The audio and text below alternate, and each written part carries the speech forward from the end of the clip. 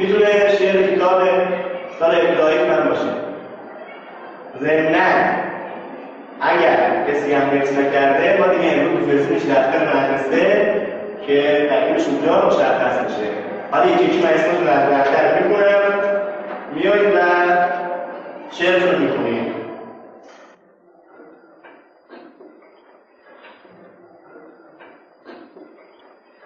آقای مجید خادمی بکن شعرتو. یعنی بلد نیست. برو بیرون فعلا. آقای دهدار تو بکن. ای نام تو در سرآغاز، بی نام تو نامی که کنم باز. ای یاد تو مونس روانم، ای یاد تو مونس روانم. بلد نیستی؟ برو بیرون. آقای حسین زاره تو شعر بکن. اجازه کتاب باز میکنم. شاید شاید برو بیرون. بیژن دوستا تو بکن ببینم. یا بابا تو دیگه چرا؟ برو بیرون فعلا.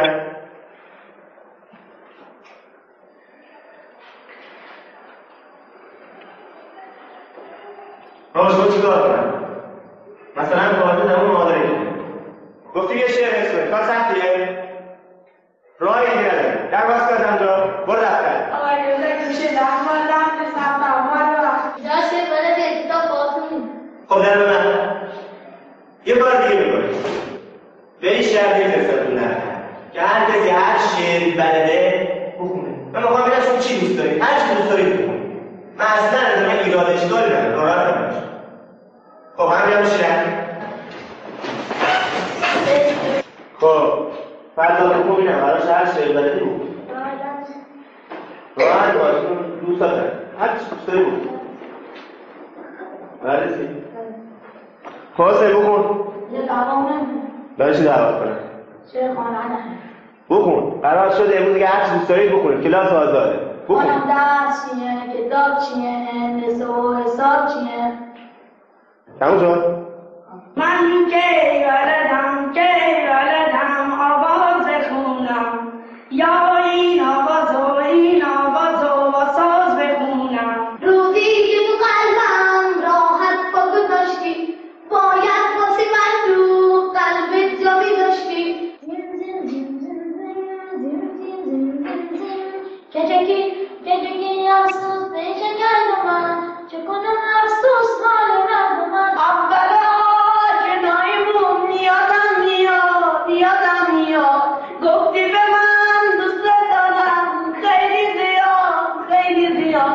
گلای توی ماهشم همش چشاشون بلره، پرنده توی قفسش نمیخونه مال نداره. زندگی با تو چقدر قشنگه، خوبه من آسمونه اتیابی رنگه، سبز زارون به رویشونم شیرینه وقتی که خسته از این زمونه.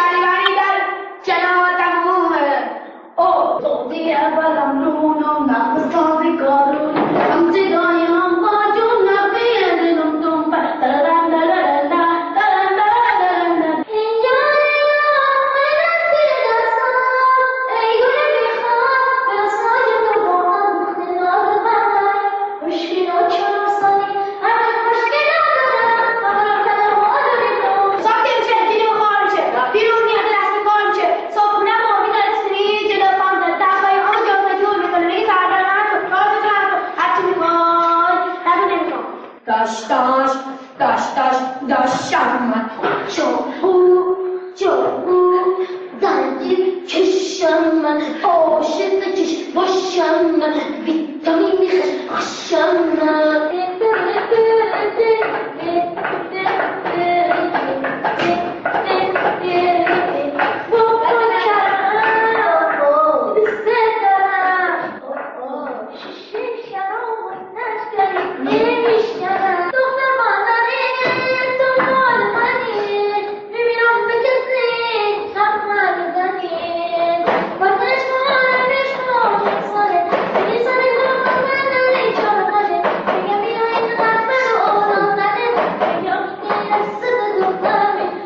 ابر میشی رو ما میشینیم منم بارون میشم تون میبارم تو که